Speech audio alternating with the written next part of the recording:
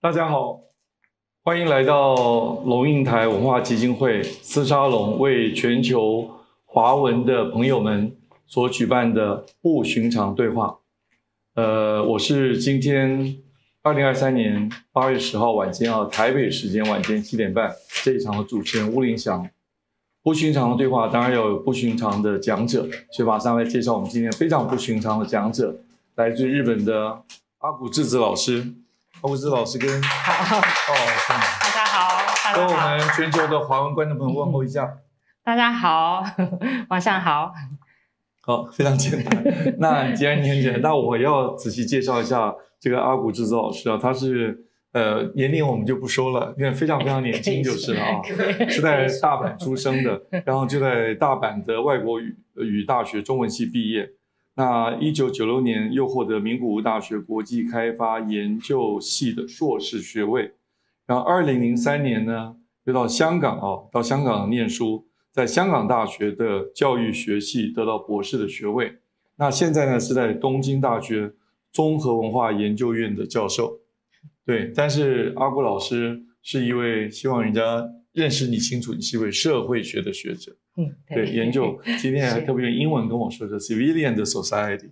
研究这个啊。好，那当然阿古老师呢的研究除了这个关怀这个社会啊，就社会学之外呢，他对主要研究是中国的社会的变迁，现代当代中国的社会变迁。他在毕业之后呢，曾经在日本驻中国的大使馆呢工作，负责执行各项日本对中国的扶贫计划。那当然得到了很多的经验啊，在地经验。那也有很多的著作。那今天我这边手上有一本特别介绍的是这一本，在2019年阿古老师到香港去做了很多的访问、调查、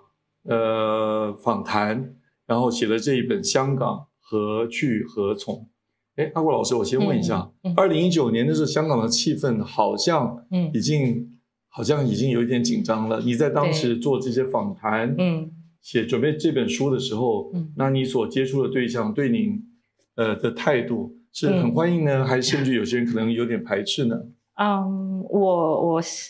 我的采访的方式就是比较中立的哈，有不同的立场的人，那我主要是听他们不同的意见的，所以大部分的人是配合的，但是当然我有就是比较我不能赞同的那些观点的，是你不赞同他，还是他不赞同你？都有。对，但是我是不会说我的意见，我是听他们说的。对。好，今天我也会很配合。好，那今天这个题目有一点复杂，所以我做一点点的开场白。今天这个题目呢，是从破题是哪个社会不分裂，对不对？这个题目很特别从乌俄战争到台海风云，所以今天我们在场有很多。那我相信我们的观众朋友有很多也关心这个战争带来的议题，为什么呢？因为我们谈到乌俄战争跟台海战云或台海风云，这中间一个贯穿的主轴的核心概念都是战争。那在我们刚刚开始之前，我跟阿古老师还有之前在线上都曾经谈过，那都认为这是一个迫近，其实不是光对华人，是迫近一个全世界人类的一个危机，战争迫近的这样子一个危机。那今天这两个案例呢，也很特别的就是呢，不管是俄乌战争或台海风云当然这个战争的发动会有一个对象，那这里面呢，难免就会提到了日本现在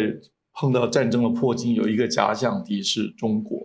对不对？所以今天这里面牵涉的国家，或者我们说国际关系的行为者很多，好几个国家都在里面。那当然阿古老师可以帮我们带来，他在前一阵还去了美国，是不是？是6月份，对，美国社会也有分裂的现象，当然非常严重非常严重。美国民主国家嘛，有不同的意见，然后不同的就是背景的人，大家冲突，对，是非常矛盾很多的。所以阿古老师的经验非常丰富在中国大陆也工作过，香港也做了很深的调研，最近也去过美国那当然日本现在来台湾等等所以今天一定是非常丰富。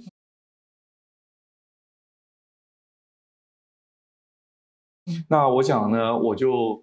开始我今天第一个，因为时间也非常有限，今天开始我的第一个问题。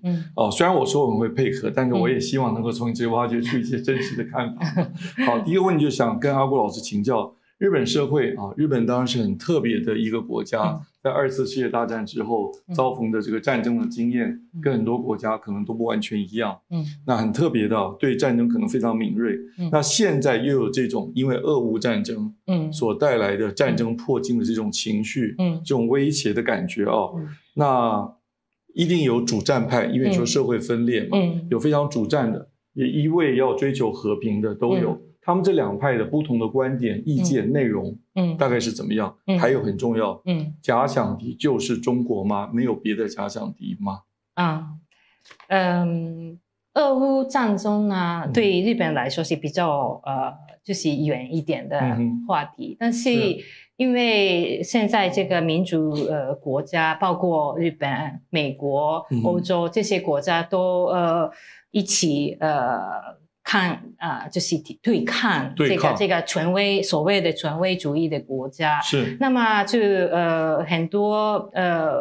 人就开始讨论日本要增加经费，然后经费，因为这个不管是俄罗斯和乌克兰的战争，还要考虑这个台湾的问题，因为台湾我们是日本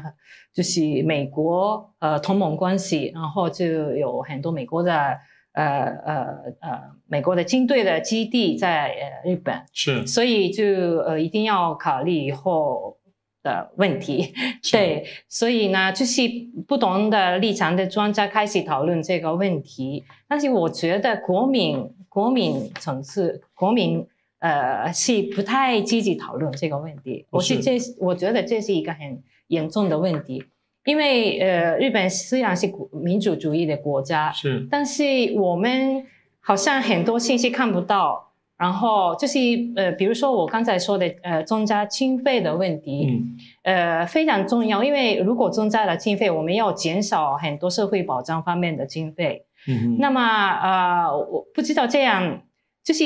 整个财政方面是怎么调整，还有这个如果增加经费的话，用在哪些军事的这个部分？军事的部分，在空军啊，还是陆军啊？对啊，海军啊？对，当然，这个军事方面的专业的知识我们很缺少，然后有些信息是保密的，是，所以政府也不能容易公开一些部分的信息。但是我觉得还是政府和国民应该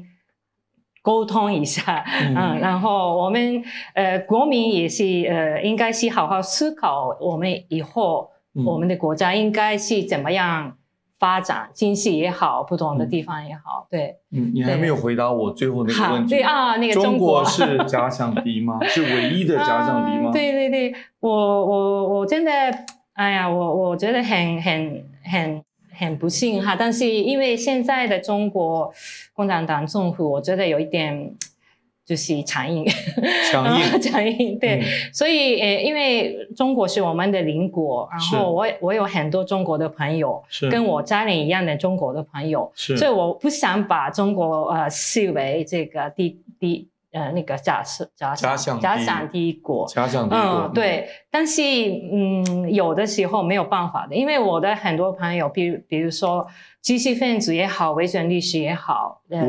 维权律师，还有那个调查记者也好，他们都很困难的，他们那个言论控制，然后有些人是被抓的，然后香港还有新疆这些地方的这个情况，真的很难过，我一定要就是面对这些问题的，我们。所以看起来阿国老师非常关切人权的问题，可是你刚刚讲说一般的民众对这个议题并不是那么关切，所以可能是在您知识分子这个层级，大家才有分裂的现象吗？是这个意思吗？因为反战的跟认为应该加强军事准备的，是在这个知识分子的阶层有很尖锐的不同意见。日本的知识分子之间你说因为一般民众比较不那么关心，或者得不到足够的讯息，是知识分子之间，就是重视这个人权问题的，是，觉得中国是就是比较大的、巨大的威胁，然后就是一定要给我们民主国家要给他施压，施压的方式有各种各样的方法，比如说那个经济。sanction 经济的制裁，对，也是一个方法。还有一个是经济方面的，就是跟我们日本一定要跟那个民主国家美国还有北约那些就是合作，然后另一方面就是日本因为过去的战争就是记忆还比较就是令我们觉得哎呀我们不应该再发生这样的战争，那么就是我们也有宪法的主条，所以就一定要就是不要那个用这个军事的方式来解决这个问题，对对，有不同的立场的。OK， 对，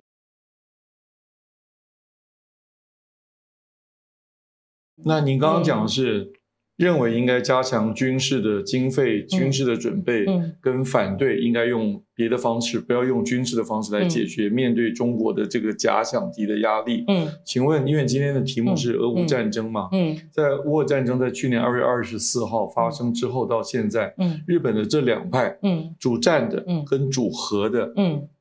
他们的想法是不是有所改变？改变成什么样子？为什么？有的不就是主张的和主和就是追求和平的，是就有的是比较极端的，有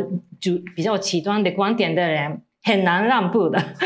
很分裂的，然后是在中间的，就是可以慢慢的让步，然后可以对话的也有一些，但是专家的话可能比较极端的人。专家反而比较极端，因为可以影响那个整个舆论，然后就是特别是social media，就是社交媒体方面嘛，有就是比较极端的声音。你的意思说这些意见领袖是 opinion leaders， 他们的意见反而是比较极端的，那这样对社会的分化不是会产生更对，所以看起来是非常分裂。但是我刚才说过这个。大部分的国民没有参与这个讨论，这是我觉得一个很严重的问题。我们听到的都是大的声音，然后比较极端的声音，然后很多就是不同的这个声音很难听到的。那这种这个某种程度的资讯不是很对称的情况，是政府刻意去营造的，希望一般民众不需要知道太多吗？这个是什么原因造成的？这个一个原因就是日本国民是不太积极参与政治，然后也有这个教育的问题，因为我们教育问题，学校我们那个上课的时候不太讨论就是有争论的问题，比如说中省，我在中省做过一个调研，然后中省的孩子到了18岁要投票嘛，那投票的时候要考虑美国的这个经济基地的问题，但是在学校不让学生讨论的，不让学生讨论，因为很多学校老师比较担心，因为你提出来的资料是比较偏反对或者偏赞成，就是比较偏，就是怕被上司批判，因为你的观点是比较不太中立嘛。那么就是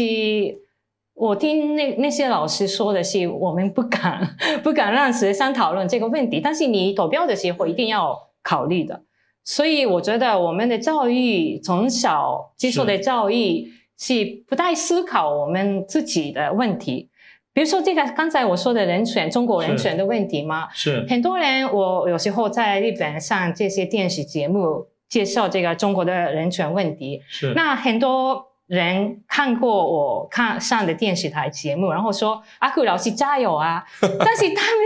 他们觉得这个问题不是我们的问题，好像是离我们很远的问题，但是这是涉及到我们的生活的。我们同样的小孩子们中国的孩子们，中国的知识分子，我这样的知识分子，他们面临的问题都我们可以想象的。但是阿古老师加油，这个意思是好像是不是你自己的问题了。对，所以我希望大家都可以一起讨论，可以一起加油的。这个听起来不太容易啊，非常敏感的问题。然后呢，大家却又不太关心，这样子又会引起一些困扰，是有点困难啊。好，这个等一下，我相信我们这个全球的华文的观众，因为今天我们也开放，大家可以在线上发问，然后也希望如果您发问的话、提问的话，把您在哪里你现在所在的位置告诉我们，然后让阿古老师可以再来回答。我想等一下再可以回来触碰这个问题啊。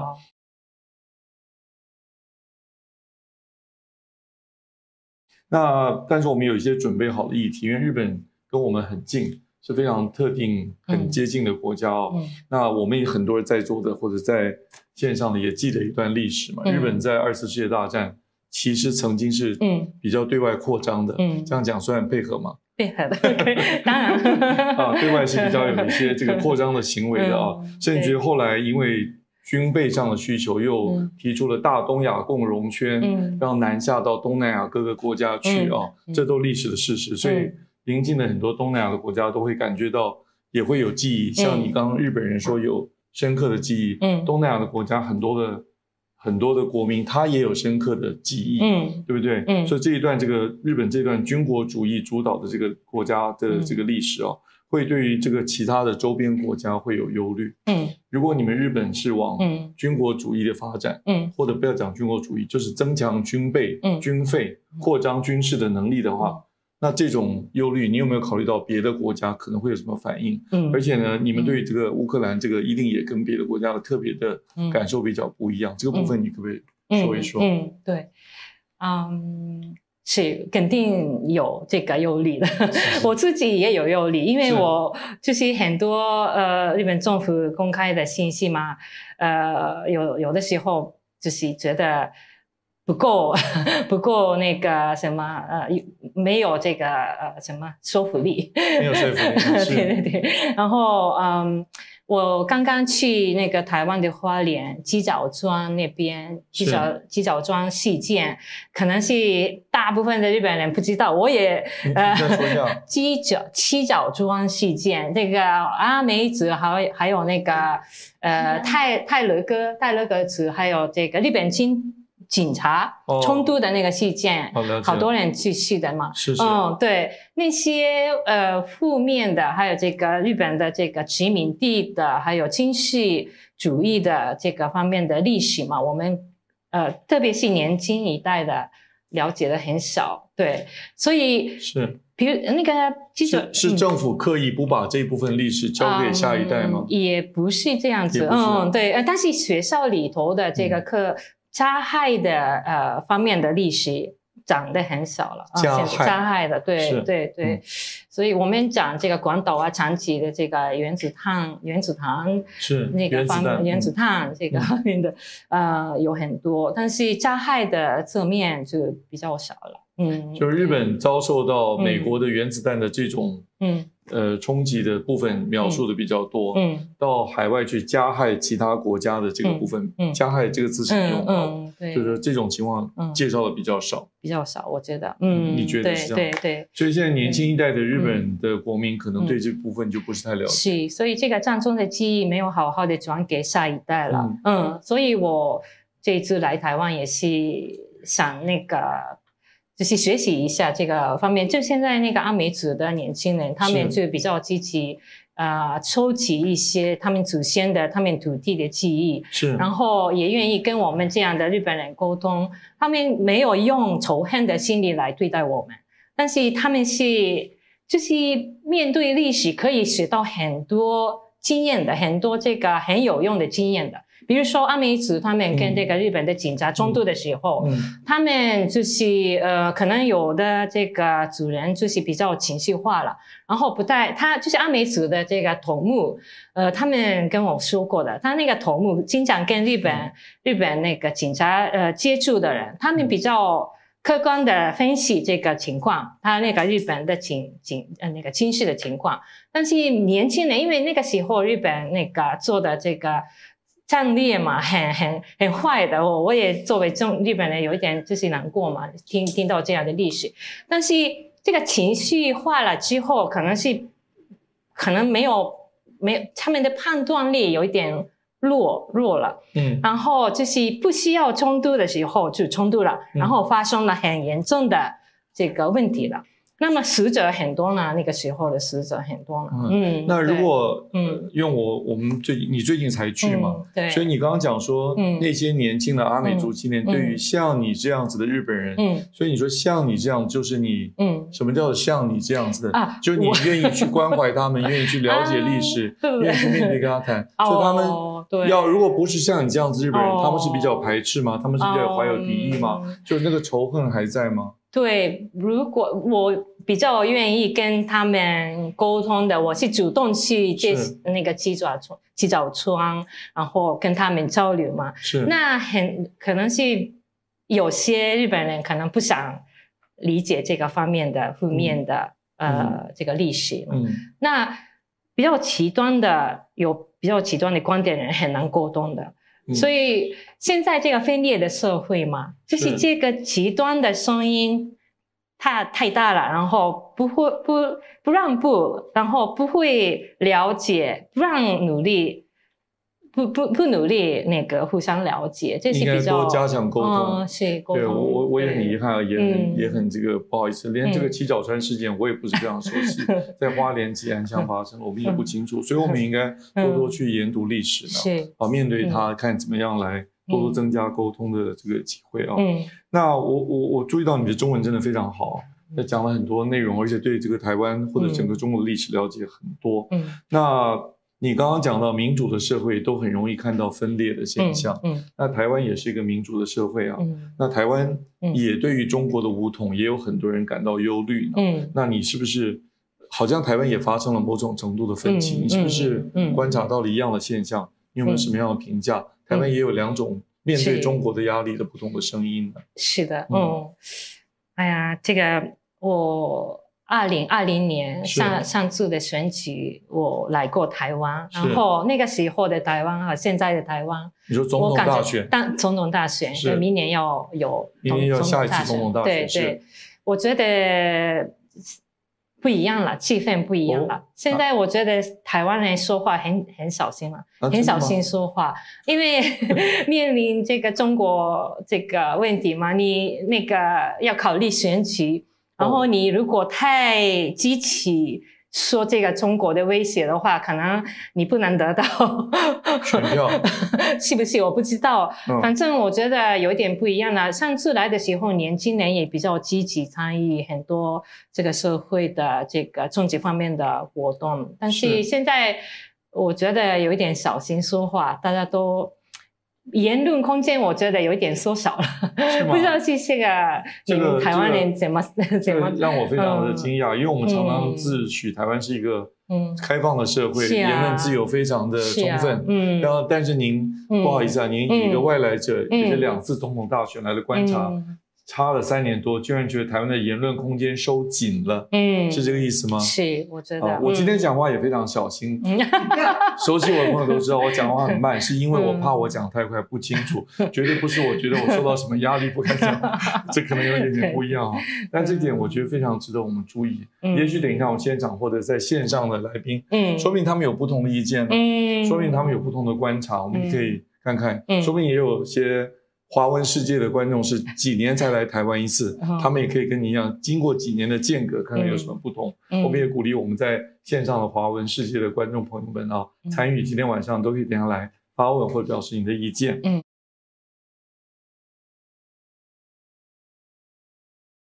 好，那你刚刚前面提到一个议题，我本来就想问了，现在再问也可以啊。就你提到台湾跟日本有一个很大的差别，台湾没有美军住在这里啊，对不对？你刚刚讲到，日本的本土加还有琉球啊等等基地有几十个，有35000名美军吧，现在住在日本啊。那台湾因为你大概晓得，台湾在1979年，那个我们那个年代叫美匪建交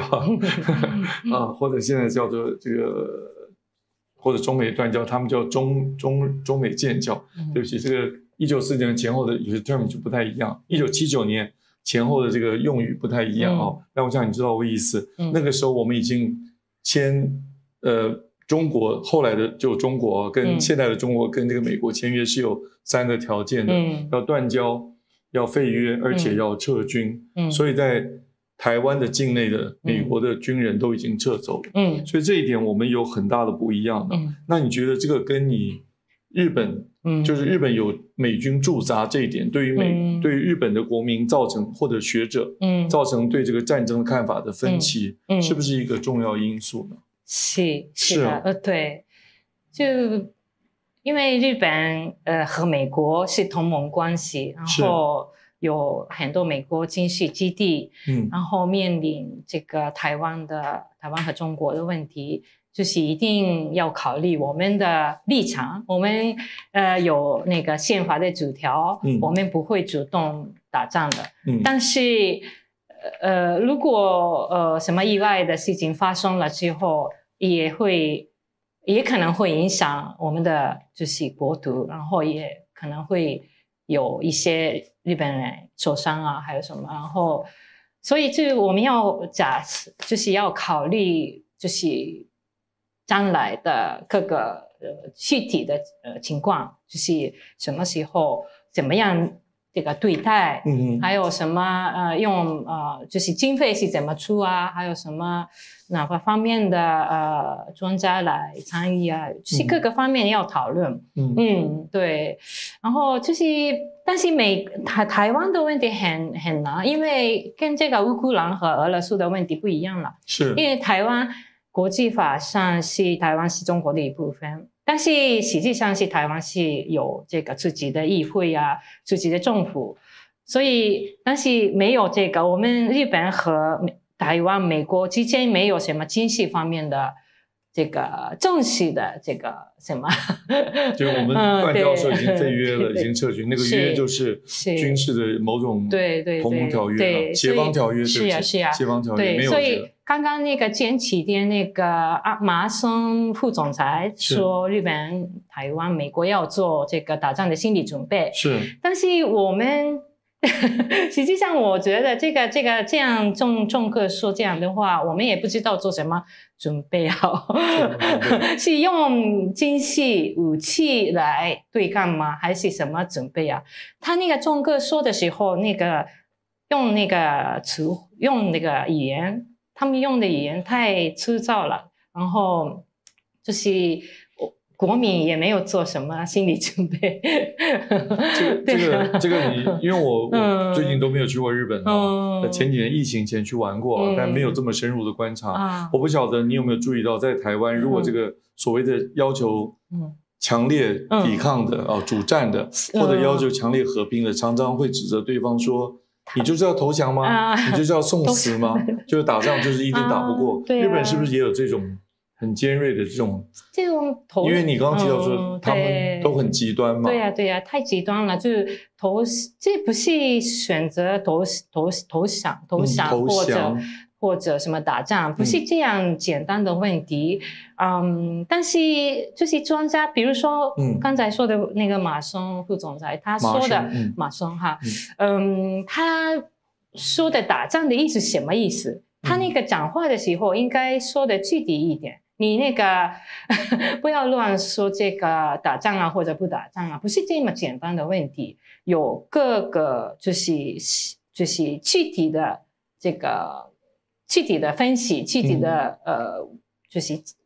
阵列，就是需要的，就是因为我真的很难说，但是是现在的中国是因为我做很多维权的项目，还很多对维权对，所以我也不得不说，中国是一个威胁，我可以说，但是这是可以克服的，我们可以对话的，可以沟通的，我们尽量不要用这个精细的方法来解决这个问题。所以我可以说你本人是追求和平这一派的。当然，对，那你对他们那个主战的指责就这么几句，这样就是只要多沟通就可以了吗？这个也不是对，不是那么简单。对啊，对，所以所以如果今天我是主战派，你是主和派，你要怎么说服我呢？你在日本，不管是学者或者一般民众，我认为是应该要增加军备，应该要美国跟民主国家联盟，提升我们的军事力量来对抗中国。那你要怎么说服我？因为我不是军事的专家，我比较重视这个公民社会的力量，所以我希望越来越多的人参与这个讨论。是，如果我们思考这个问题，一起思考问题，然后提出很多观点的话，政府也会反映的。我们的政府，包括中国政府。因为现在大家都用社交媒体发很多的观点，然后各个国家的政府都是看这个舆论的，然后重视舆论是包括中国政府也是重视舆论的，是对，需要那个老百姓的支持，是对，所以老百姓。就是重视我们的生活，是我们找不到工作怎么办呢？中国现在很多年轻人一毕业大学找不到工作的人很多了，是。那这是很严重的问题，很多年轻人不生孩子不结婚了，那怎么办呢？这个国家人口不增加了，怎么办呢？是吧？所以就是每个政府国家都要跟国民沟通，然后这个。不是你一个国家的问题，就是现在我们都是跨国境，就是活动的跨国境，对，跨国活动，对，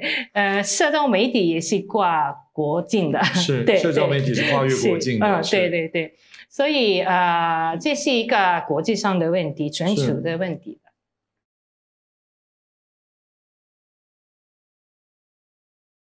OK， 好，那个，因为阿古老师在开场前，还有之前我们在线上沟通，都是在强调他对于人权这个议题是特别关注的，所以希望呢，我们今天一定要有时间要特别谈一下人权。那我就从中国的人权问题，你刚刚也提到一点，我们先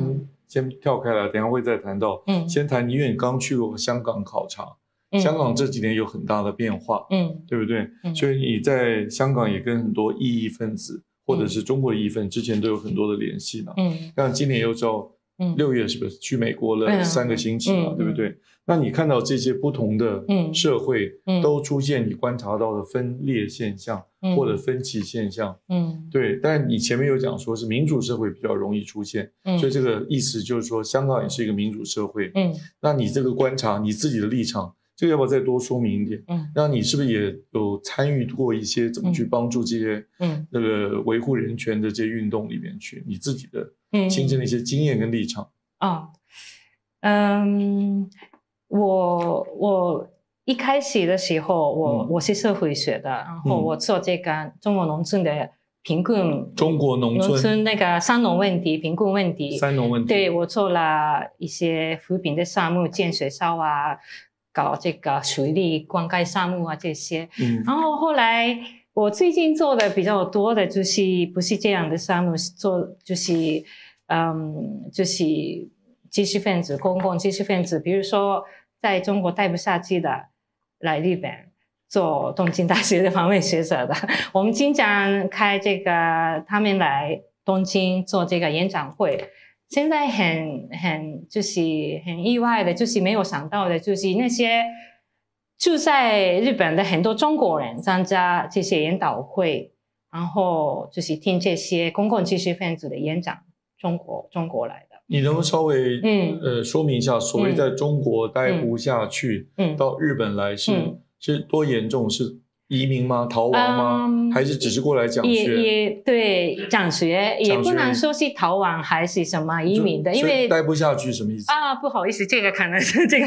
话要小心说哈。我有点不太配合，就是不好意思。目前因为言论比较控制比较中国，对，比较严重了嘛，所以就没有办法出版书，没有办法发表文章，是所以就是稍微离开一下吧，稍微离开一下。当然，他们也想回国的，他们是中国人，他们是爱国的，所以他们想回去的。但是因为言论空间那么缩小的话没有办法呀，所以他们来日本就是跟大家沟通，然后在日本的很多中国的年轻人也想听听他们的演讲，这个很有意思的。我们是做人嘛，就是需要我们有文字的，我们有言论的，所以就还是需要这个空间，开放性的空间很重要的。那你刚刚提到说，像这样子在中国言论受到压抑的空间非常窄小的这些学者、专家，到了日本去，你刚刚说，在日本的很多中国人也来参加，以前参加比较少嘛，现在参加的比较多，会支持他们，为什么？原因是什么？原因我觉得，以前的话，台湾、香港都可以搞这样的活动，我觉得香港现在没有办法了。香港现在国安法怎么可以搞这样的活动？那台湾我刚才说过就比较紧张了，你们要做选举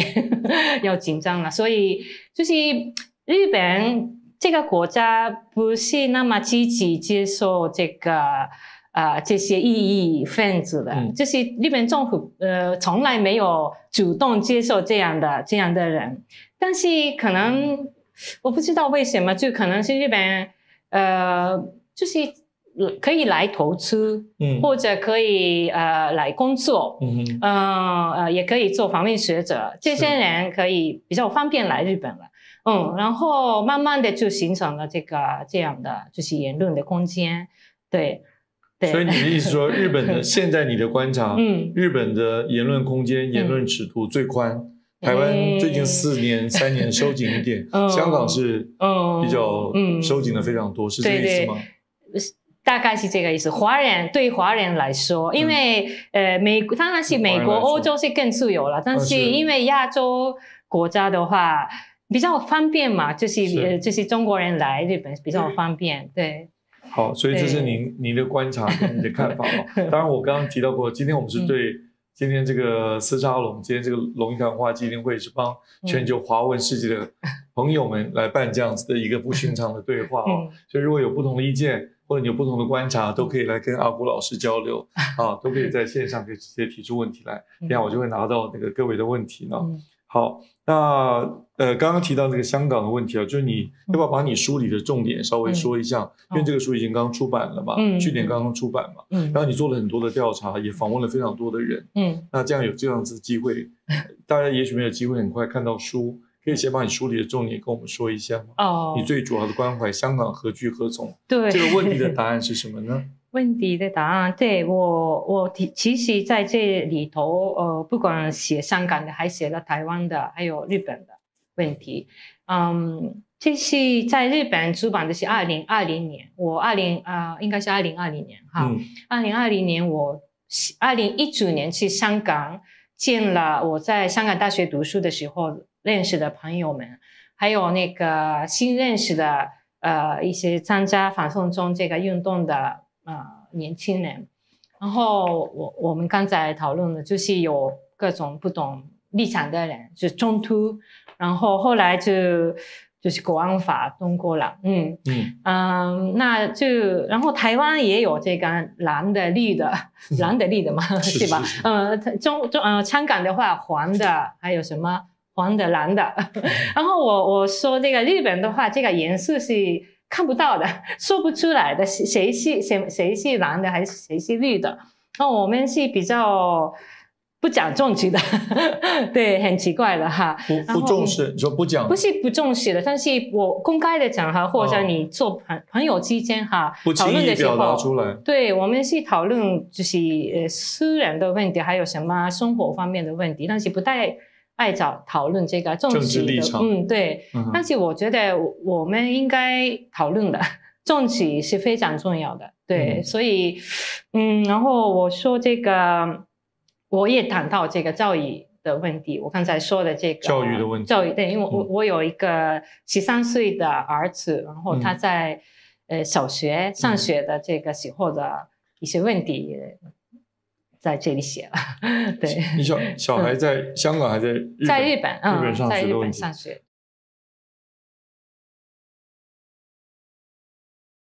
好，那我还有一个问题因为我讲到今天我们谈到的国家有俄国啊、乌克兰对他们乌俄战争，那日本对中国，对台湾当然也面对中国大陆。可是，在我们讲这些国家的时候，其实都隐含有一个国家我没有提到，它其实最重要的，就你刚刚讲政治很重要，就是美国。那你最近有去过美国吗？对，那当然这个美国人也应该问美国人啦。不过既然你来，我想问你，你在那边观察到美国人对于我们在东亚这边的日本人也好，台湾人也好，甚至中国人也好，担心这个战争可能会发生的这种忧虑，那些美国人知不知道？不管你接触的是一般民众，还是知识分子或智库的很多研究的人员，他们对于在东亚这边我们大家对于战争的威胁的这种忧虑，他们了解吗？他们是什么样的态度？这次我去美国是不是讨论这个话题来去的，我主要是要了解，就是美国的国务院邀请我们，然后我现在做这个人权方面的项目，所以他们就把我当成这个公民社会还有这个 minority 的这个方面的这个专家来邀请的。所以我参观的一些地方就是包括 LGBT 那个同性恋的，还有这个原住民的这个方面的，还有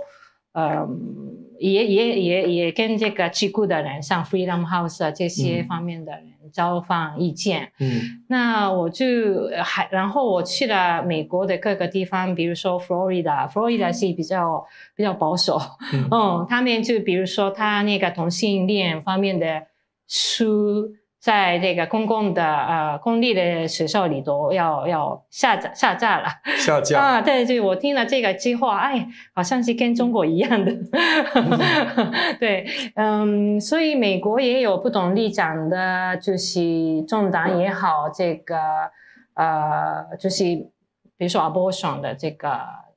问题，也是有不同的堕胎的问题，也是不同的州有不同的态度。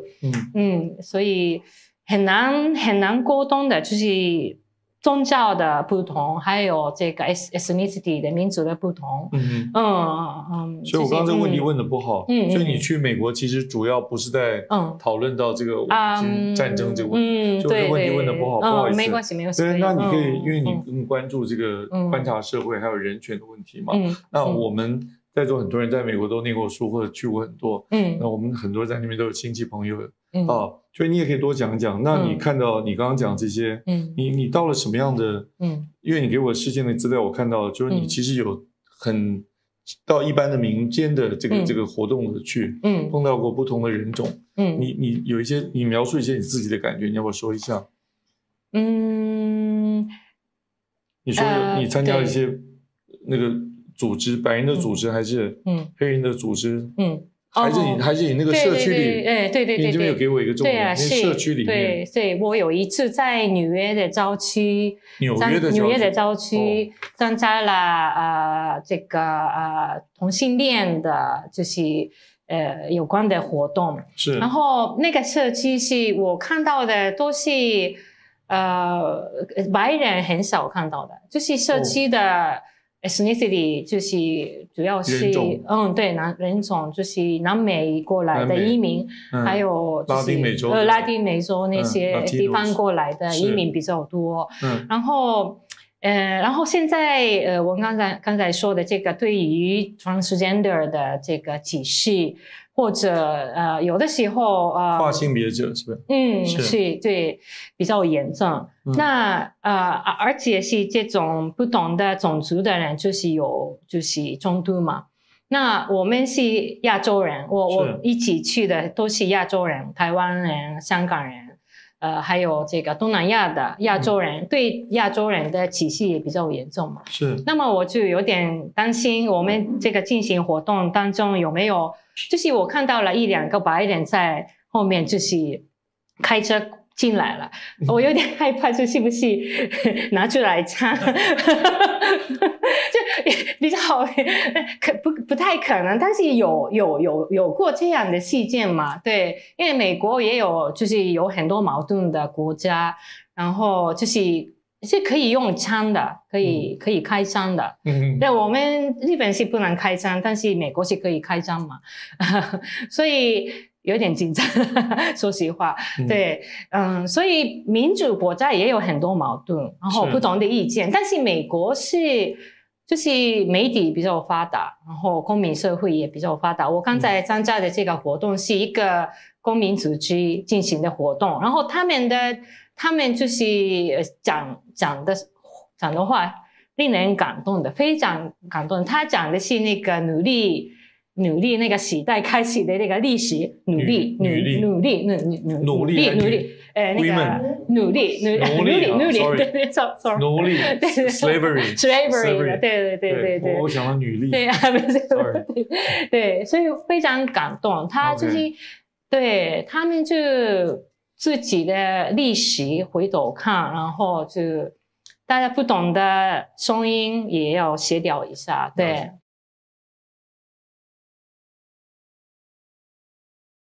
对，那我可不可以问一个问题啊？你说你在美国，你不是第一次去美国吗？对，但你这一次感受到了紧张威胁，不管是因为枪还是因为黑人、白人或者什么人种。请问你在中国的时候有没有过类似的经验？在中国觉得不安全，不安全的来源威胁是什么？我中国2019年是最后一次去中国的哈，那我觉得治安方面中国是很安全的，我觉得我有没有感受到美国那样的对中国，因为紧张很多，然后保护我们有很多那个 surveillance camera， 所以这个方面是没有问题的。但是中国政府是要跟踪一些就是知识分子啊或者活动家，那我也是如果跟一些朋友见面之后，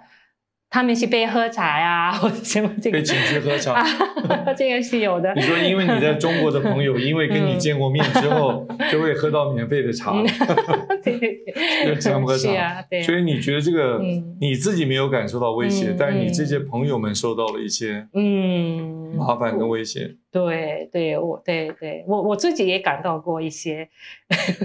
你也感到过一些，他们很客气的，但是有几次就是被问过很多问题，也请你喝茶吗？有啊，有。所以说你这个比较美国跟中国这个可能更有趣，因为你这边也写了一句啊，因为这两个不是民主的国家，一个是一个不是，可是也有共通的现象，特别提到社会的不公平可能是很重要的问题，贫富差距这个部分你要不说一下？因为在我们看，美国贫富差距也很严重啊，中国贫富差距也不遑多让啊，所以您觉得？是，我觉得中国和美国是政治体制是不一样，但是这个贫富差距两个国家都很大的。然后我觉得这个贫富差距大的时候，不同的阶级的人很难沟通，然后利益关系很复杂了，那就是很难得到这个社会的共识。很多重要的问题非常分裂的状态下，你不能让步的，因为你的利益，如果你政府重视你的利益的话，不同的是那个阶级的人的利益是被忽视的，所以就贫富差距太大的话，就很难沟通，很难解决这个问题。然后民主主义也不能成熟这个，民主也不能解决这个贫富差距很大的问题，是的。所以这个贫富差距跟这个阶级上的利益不能调和，跟这个政治制度是没有关系的嘛。民主社会也有，专制社会也有，一样。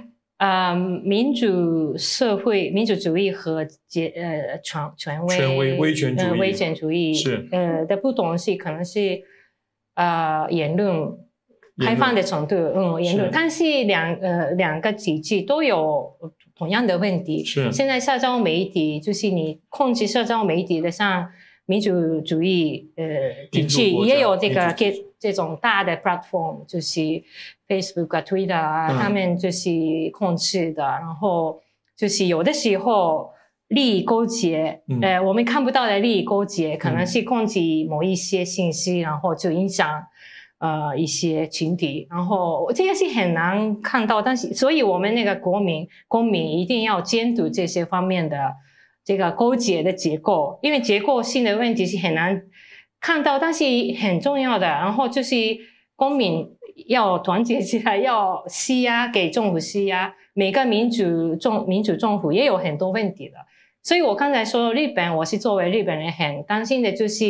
我们要增加军事的经费，但是看不到很多重要的问题，我们要讨论的问题看不到的，这个是很严重的，我们的民主很剥落的。所以我刚刚听到的是不是说，我再确认一下，你在中国，觉得很多言论会受到控制，所以包括社交平台的言论会受到控制，是受到很明确是中共政府的控制。对，是。可是，在民主国家，这些社交言论平台也会受到某种程度的影响控制，而且那个共犯结构，你刚刚说那个背后隐藏的结构，是更不容易被确认出来的。是的，是的。所以解决的方案就是要靠一般的民众要想办法要去监督，施压力给政府，由政府去监督这些平台、社交平台的言论被控制的情况。是。所以换句话就是说，在集权的社会或者专制的社会或者威权的社会，言论都有一股力量要去影响那个言论，控制那个言论。是的，是的，也是一样的哦。好，我希望我确定我听的是清楚的，这很重要哦。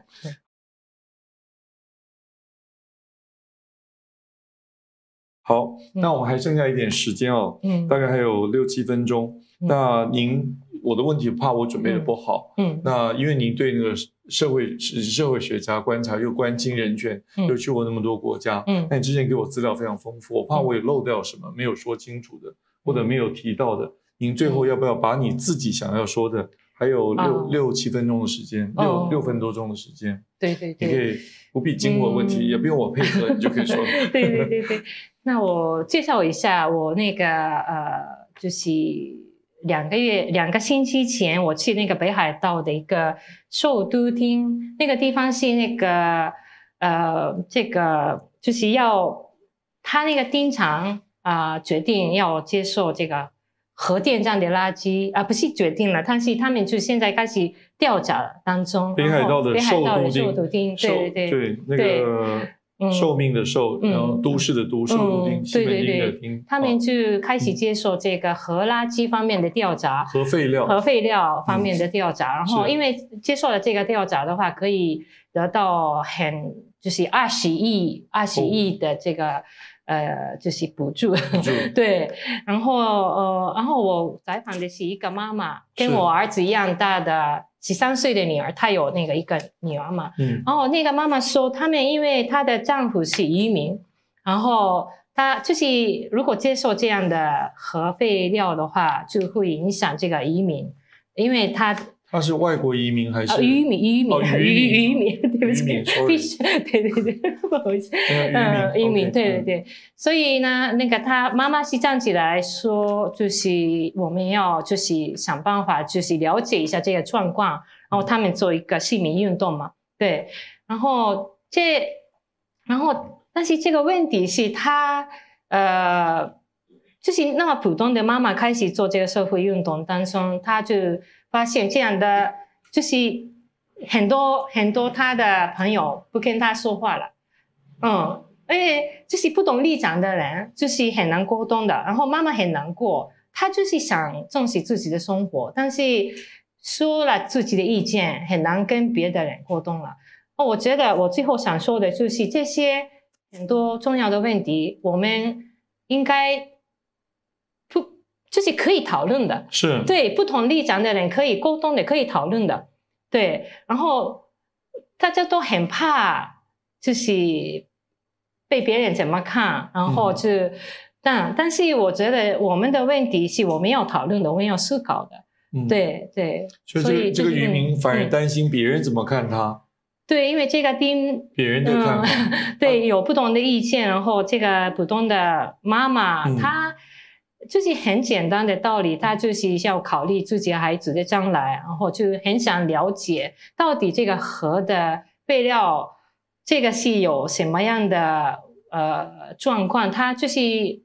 信息公开的程度太低了，所以他们想得到更多的信息，然后就是跟地方政府沟通嘛。但是开始做这样的活动之后，很多人就哎呀，这个人好像是离他远一点这样的哦，不讨论了。这个就是台湾也一样的，台湾现在为什么言论空间那么缩小了？就是很多重要的问题还可以讨论的，不要太紧张了，我觉得。我听到外国人来跟我说我们的言论越来越紧缩了，我有点遗憾。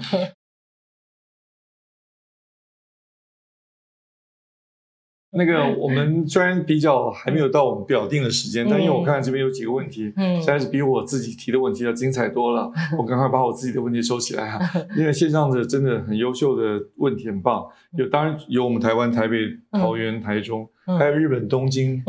你家乡的也有来问题，但中国大陆的问题，朋友提的问题好多个，当然有东南亚、新加坡的问题。那这里面有些可能不完全是您的专业，比较偏军事。但没有关系，我还是提出来。您如果能回答，方便回答，还是表示你的意见。万一不是很恰当，没有关系这边有一位在东京的中国人就是你刚刚提到的叫韩双全，他把名字写出来，我想没有问题。他说面对中国，中国不断的增加军费、国防预算。那日本除了也增加军费之外，还有什么别的有效的办法来应对中国的这个？我想他讲的是威胁吧？对，你的看法呢？好。当然可能每个人都有不同的意见，我想的是一个是经济的制裁，对，就是比如说经济制裁，对，制裁，这个台湾也是比较敏感的问题，我知道，但是比如说我是做新疆维吾尔族的这个方面的项目，然后他们比如说那个他们的监控的这个 camera 里头有那个日本的企业提供的重要零组件，组件。然后我觉得这个监控的 system 一定要废掉。我觉得不就是这样。这个是你说在新疆要废掉，还是要减少，还是整个中国都应该减少？整个中国都应该减少。但是新疆最厉害的了。是我有很多新疆的朋友，是他们就在日本生活的新疆的朋友，也不知道家人现在过得怎么样，很难跟他们联系。就这些问题是怎么解决的？还有那个 supply chain 方面也可以考虑这个。所以你说日本可以用经济制裁的方式，减少供应这些重要的关键的零组件给中国，希望中国因此就能够减少军备上的支出吗？对，可以开始讨论。我们这个讨论也没有开始的，我觉得我们就是经济安保方面的讨论有很多的，半导体还有什么有很多的，但是从人权的角度讨论的比较少了。我觉得好，因为下面还有一位也是中国的我们的观众他写个英文的名叫 Perry，他说日本民众，请问你日本民众对待中国政府的主流态度是什么？日本民众听到是中国政府是一种什么样的态度？是不是不关心中国政府做什么也不管，还是会关心吗？还是会特别注意什么？因为你刚刚前面提到一般民众好像不是那么我想针对这个请教你，想再确认一下。对，一般的老百姓也比较关注中国政府、中国的状况的。我经常去社区大学演讲，很多人来听我的对中国的分析，特别是年纪大的人，已经对数的有时间的人，非常多的人来听。但是年轻人可能稍微就是我教的这些大学生嘛，也比较关注中国的问题，但是他也不会主动的就是行动，他就是稍微看一下，分析一下，然后对中国的印象，我们每年有这个调查嘛，就是那个问卷调查，那一直是比较不好的，对中国的印象是一直不好的，这个很难改变这个方面的所以对，好，可以，我再问一下，因为问题真的涌进来非常多，比我想象的要多得多。这边有一位是我们台中的观众我们的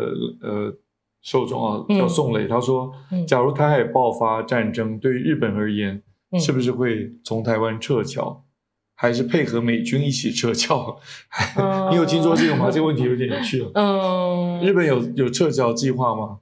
撤销撤侨就撤离侨胞，万一台湾打仗了，要不要把日本人，比如你现在日本政府会不会把你接走呢？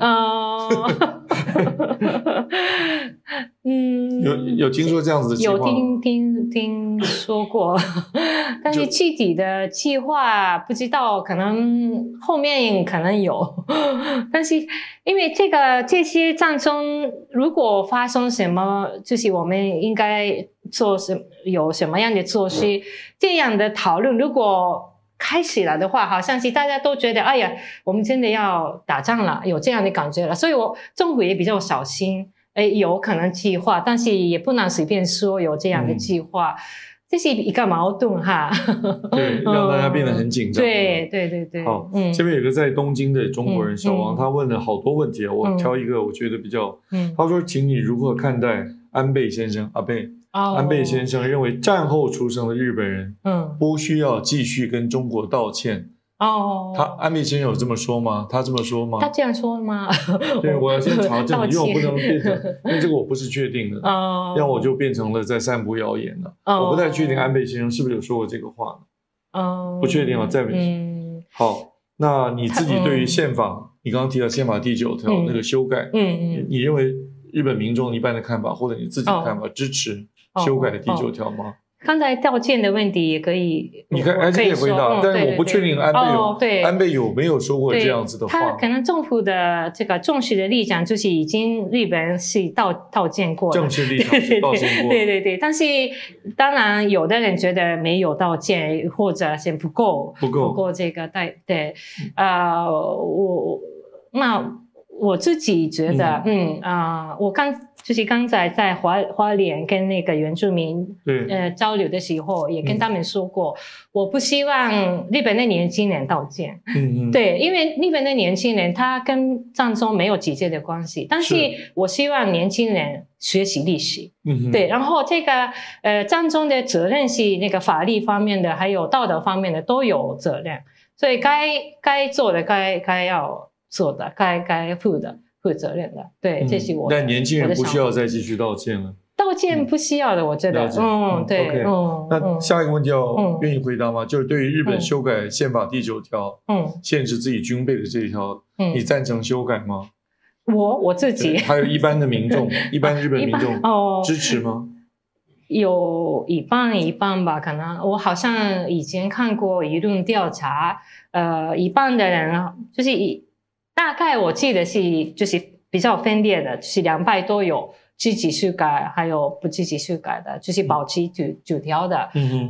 不对，要修改的，都一半都有，所以没有很明确的支持要修改或者反对的。好，这边有一位来自荷兰，比较远了，所以我们先把问题挑出来。一位，我想应该是李先生或李小姐啊，请问日本目前有没有什么实际的规划？如果台海发生战争，就今天我们的题目啊，台海如果发生战争，日本会怎么样提供协助吗？刚刚他们有了 simulation， 就是 simulation， 对，但是对模拟的，但是它不是政府做的，是民间的，但是国会议员也参加的，对，所以对，政府如果有这样的模拟的话，就比较。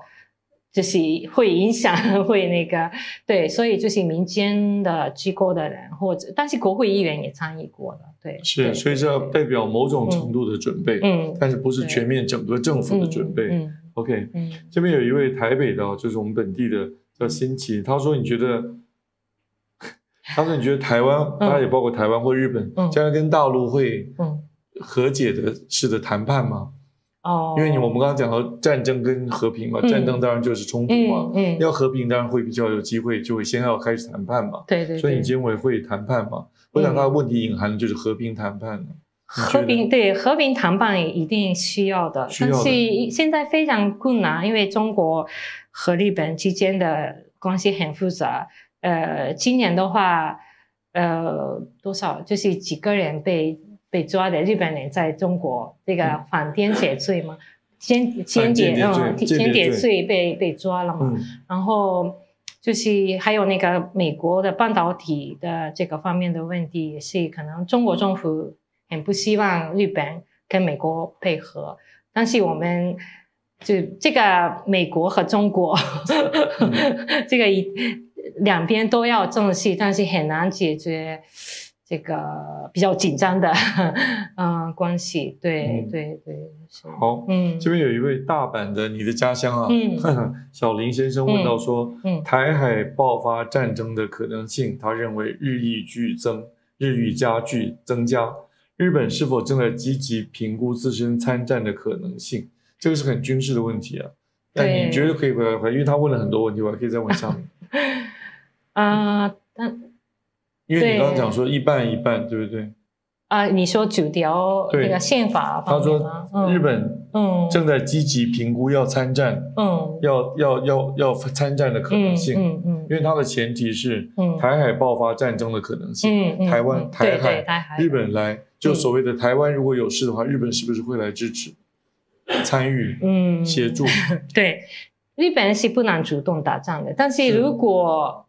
比如说这个中省有美国的基地嘛，那如果有什么意外的事情发生的话，也可能要做后勤的这个支援，然后就是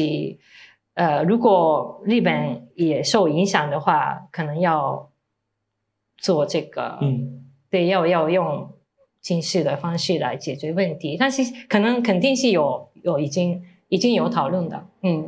有讨论的很多讨论。这边有一位用日文，不过我们的工作人员很厉害，已经把它翻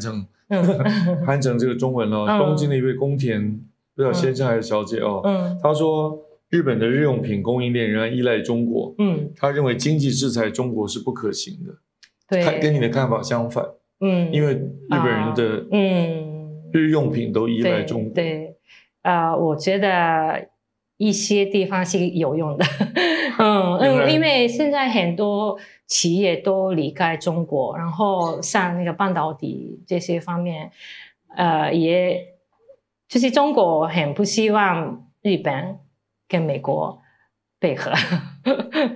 对，因为中国需要一些比较重要的零件，对，进口的，所以中国依赖日本的重要的一些零组件，技术，所以希望日本不要跟美国那么配合嘛，所以你认为经济制裁还是会有效的，对，但现在日本跟美国还蛮配合的，是，还是蛮配合的，对，所以你的看法比较不一样，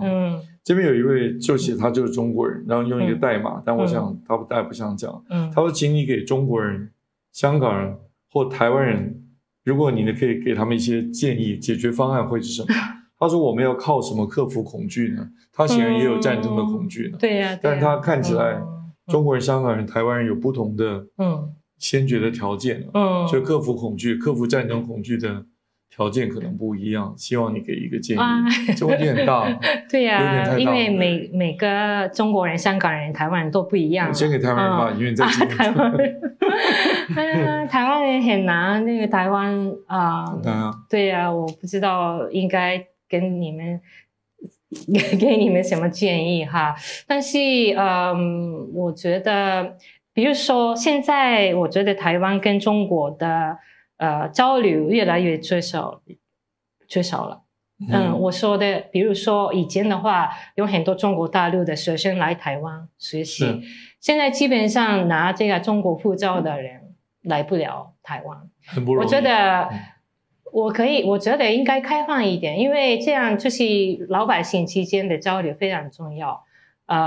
就是互相理解嘛。如果你没有交流的话，怎么理解对方的状况？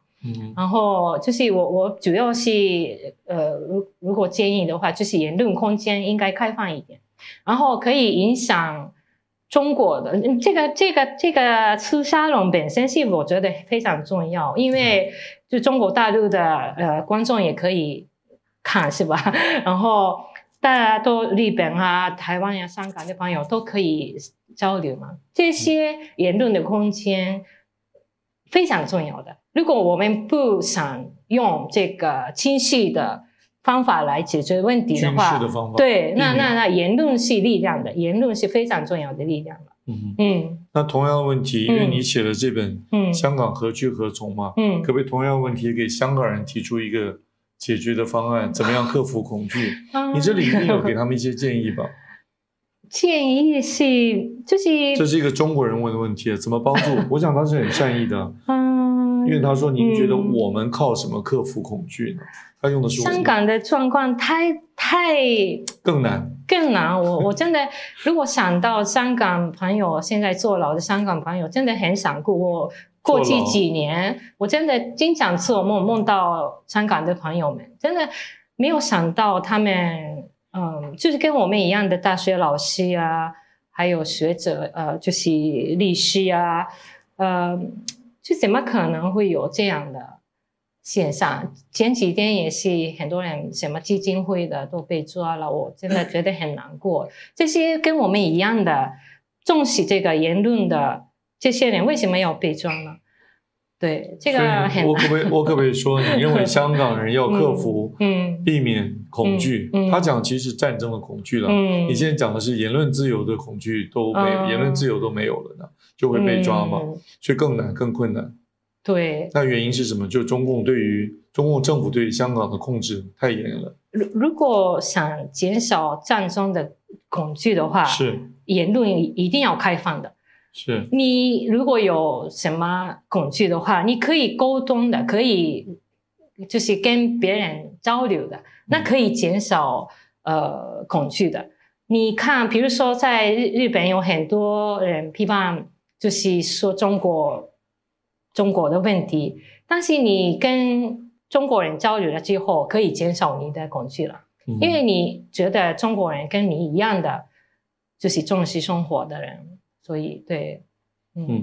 那个我们大概还有15分钟到16分钟的时间，但是我们表定里面本来就是现场，其实也可以，因为现场也有，虽然比起我们线上的观众要少，但是我们也可以接受1-2个现场的观众朋友的问题。但是在现场观众朋友准备的时候，我先再问一个，这是东京的朋友，他写了日文的名字，他说你认为避免日本扩军？到不安全的界限是哪里？就在这里是安全的，日本可以继续扩军，但过了这个界限可能就不安全了。你的意思是什么？海里的这个？我不太清楚他的意思。他认为安全的界限在哪里？意思就是说，如果过了这个就不再安全了嘛。但是显然他也前提是日本扩军也是现实啊。日本现在正在扩军嘛。对，但是如果无限制扩下去，这个双方的这个军事就螺旋升高了，对峙就升高了。对，那就如果从社会学家的角度，是社会学者的角度，就是蛮军事的问题，也许军事专家等下可以。日本就不能主动打仗的，所以只能防卫的，所以这个宪法的制止是有效的，对，是有效的，对。好，那这样子我们现在正好剩下15分钟，现场的来宾有没有什么问题？这个王博士坐第一位呢。我超专业的。请问阿古老师啊，就是你刚我查了一下，那安倍确实讲过不需要继续道歉，在2015年有这回事。那么在这个前提之下的话，就是你认为日本应该站在美国的联盟与中国采敌对的方式，还是应该去化解2战造成中国跟韩国人民的怨恨？我自己觉得应该跟韩国和中国和解了，对，不需要所有的问题上跟美国合作了。我们应该有独立的立场，我们一定要跟中国和韩国和解了，这是肯定的。对，所以就是我希望这个日本政府做更好的这个历史教育有问题的，我们的教育真的很有问题的。所以要从教育改变教育开始。是。那美国的压力这么大，怎么解决呢？我们是平等啊，不用感到那么压力啊。美国也是一个国家呀，当然他们的力量很大，但是我们也可以有权利。日本就是没有自己的好像那个没有表现自己的想法。我们也是独立的国家，一定要说自己的立场了。好，这是我的同学王博士，希望他也算配合。那后面还有一位也是我们认得那个，阿古老师您好，首先我是寰宇新闻台的毕信王制作人，今天很高興可以来参加这个演讲，首先想跟老師说一句，就是お疲れ様でした。お目にかかれて光栄です。さっきから政治の話ばかりじゃないですかね。老師从刚刚就接受了很多关于政治相关的提问。那作为一个媒体人，我想分享一下这个跟近年来很多的日本的政治家、议员、官员来台湾有很大的关系。我们看到层级不断的突破。那有很多的交流。但是作为一个媒体人，不禁会想要问，刚好阿古老师是在麻生前首相之后来的，阿寿桑之后，我们也有去采访。那虽然说层级不断的创高，但是呢，政治人物访台的时候呢，毕竟会讲好听的话，礼貌的话，有助于交流的话。那我们作为媒体人，不禁会疑问说，一般的日本民众是这样想的吗？因为我们台湾有蓝媒绿媒嘛，我们翻开日本朝日新闻、每日新闻的报道，也跟読売、读卖新闻还有3K 新闻是不一样的，有不同的角度，所以我们会想说，一般的日本民众是怎么想的呢？比如说最近有一部电影叫做《奥本海默》，它是探讨这个发明核子弹的这个人的故事，原子弹。那我们看到说日本可能会延迟这部电影的上映，我们就会想说，日本一般的年轻的或是一般民众的战争的观念是什么？这是第一个问题。那我们看到就是说，日本1960年代、70年代有所谓的安保运动，对于安保条约的修订，青年学生上街的表达他们的意见。但是我们看到去年国防三文书的修订的时候，不知道说不同的意见是怎么样表达的。因为像老师刚刚讲到，日本民众可能对于政治冷感，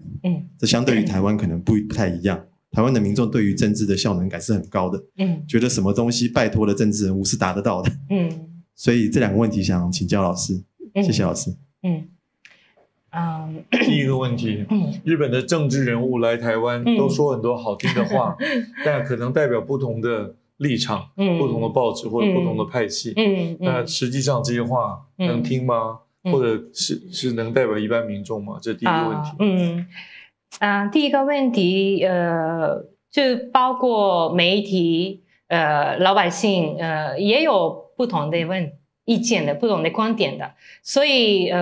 政治家说的话是不代表我们所有的日本人的声音。所以麻生先生他说这个我们应该做这个打仗的心理准备，我觉得这样的话不应该说的，因为他不是代表我们所有的日本人，而且我们不知道做什么心理准备好。我说的是所以我觉得这个政客也好，官僚也好，说话的时候要小心一点，具体一点，就是跟谁说，有什么目的，为什么说这个话，没有想好，然后随便说出来。那好听的话，也可能是好听的话，对某一些人是好听，但是对某一些人是不好听。然后这个我们是当然好好思考，好好讨论，对，所以我们的讨论的方式要改变一下。这样我今天说的这个比较极端的，就是比较粗暴的这样的讨论方式是不好的。我们应该讨论的更具体、更细一点，某一个就是问题的态度，我们可以一个一个说出来。然后我们有时候用这个主语，美国或者中国，我觉得我不太喜欢用这样大的主语，因为对行为者，对美国也有各种各样的人，中国也有各种各样的人，所以我们讨论的时候可以用少一点的主语，美国的什么什么，中国的什么什么，说明的更清楚。美国的某一个党派，美国的某一个政治人物，美国的某一个阶层。对，这个我可以稍微表示一点点意见，因为我是念国际关系了。国际关系的现实主义就是假设国家是单一行为体，然后是基于一种意见。但这个假设常常在描述的时候，会忽略社会是非常分歧的，对啊，非常非常分裂的。对我不太喜欢国际关系的，所以我比较喜欢用社会学的对角度来想。是，我们发觉阿古老师非常直白，非常好，谢谢。那还有第二个问题，日本的年轻人对于那个。对政治，你刚刚说好像是不关心吗？对。可是台湾的人对政治是比较，他举了一个例子很有趣，他说台湾的人如果去跟民意代表，国会议员拜托什么事，或者地方议员拜托什么事，他会帮我们做的，而且我们也认为他会帮我做的。但日本的年轻人跟政治的这些议员们会有一些这种连结或期待吗？或期望吗？是有，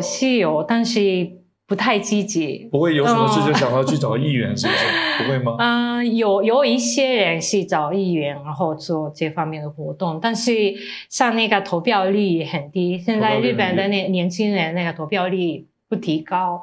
然后就是我刚才说这个开这样的研讨会，大部分来的都是年纪大的人，然后年轻人不太积极参与这些活动。但是我们的问题就是我们要靠下一代的年轻人，一定要考虑自己的未来。现在年纪大的人都不用担心了，是吧？将来对，将来的问题是下一代的人要自己负责任的嘛。对。好，今天那个有很多的问题其实都跟军事有关。今天我们有2位军事专家在现场不知道接中老师或者是。接中老师可以稍微聊一下吧，因为今天我们有日本 NHK 电视台在这边录影，也想知道说我们这边有什么不同意见。后面就你旁边这位，突然有点突然。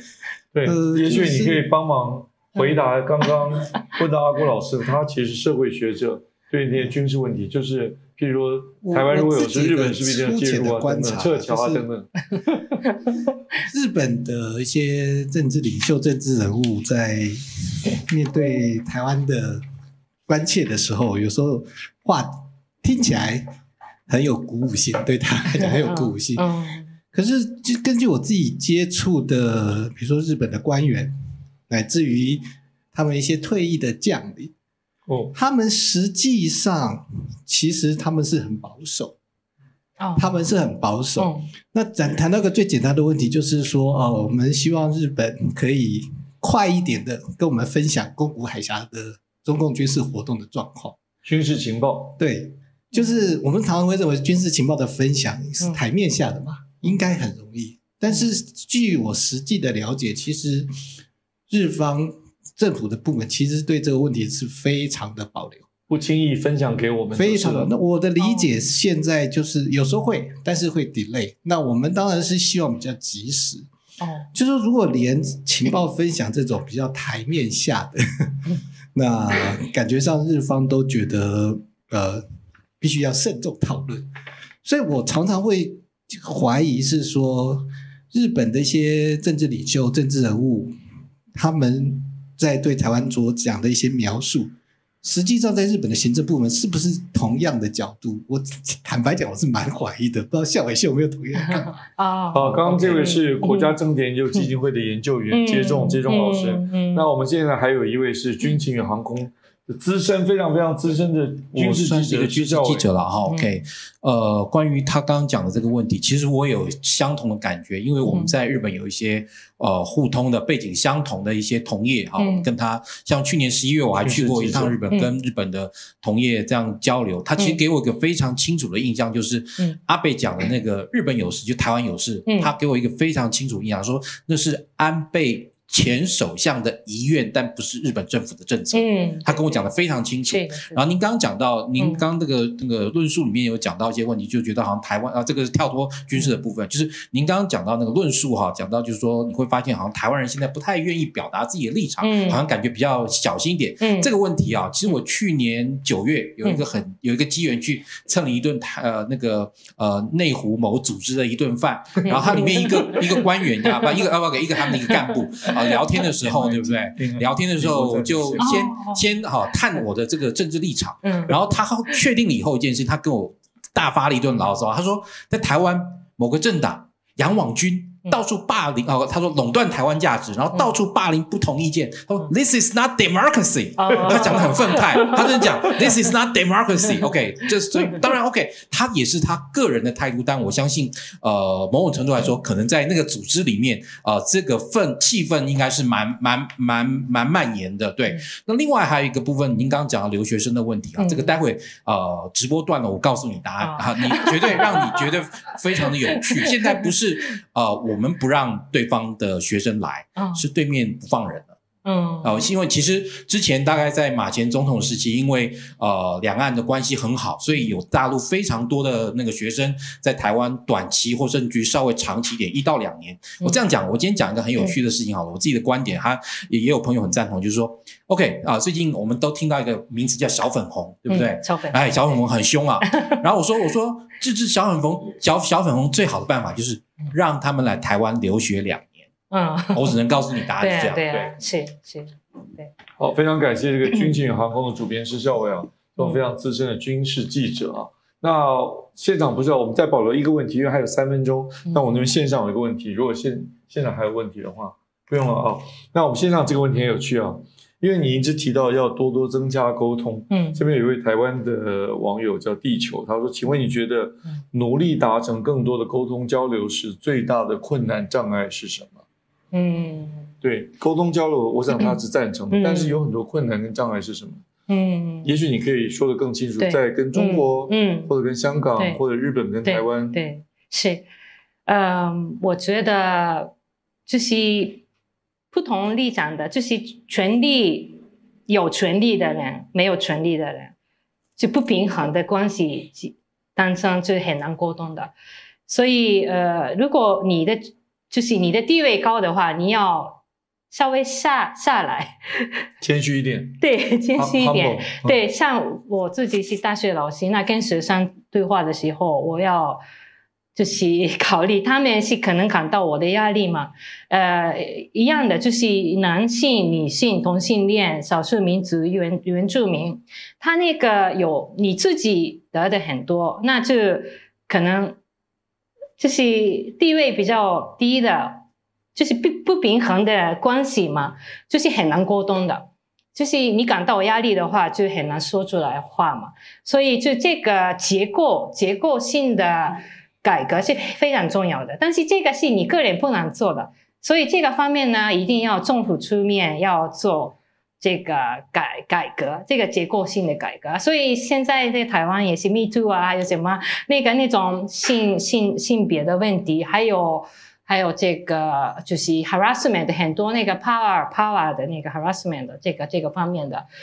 有很多政策方面要推动的。还有就是你个人的话，你可以就是小心一点，你跟那个大家对话的时候、讨论的时候，就也可以小心一点，就是你对。你让我想到以大事小，以人。但大是不是人，我们也不能决定。这边还有个问题，我觉得应该要问，因为他写是云南，我不晓得是不是真的从云南发来的但他说如果给我们建议，给中国人建议，如何避免两岸3地民众的撕裂增加创造出保持联系，就是你一直在强调的沟通。你给我们两岸3地，包括香港，对。增加联系沟通。对啊，其实我在日本大学教书，我接触了很多中国大陆的、香港的、台湾的，我们都有非常非常快乐的，就是时间一起过的。然后我们可以就是经常就是这样的公共的空间，我们可以相处得很快乐，有很多，比如说我们也做这个艺术方面的这个版画的活动还有那个一些读书会看纪录片有些中国来的年轻人现在拍的这个纪录片非常精彩的，他那个采访很多年纪大的就是爷爷奶奶就是社区的老人们，他们的历史就是他们一个一个的记录下来。然后就这些活动，我们的人的生活当中可以发现很多就是重要的观点，我们可以分享，我们的很多烦恼也可以分享的。对，增加沟通，增加沟通。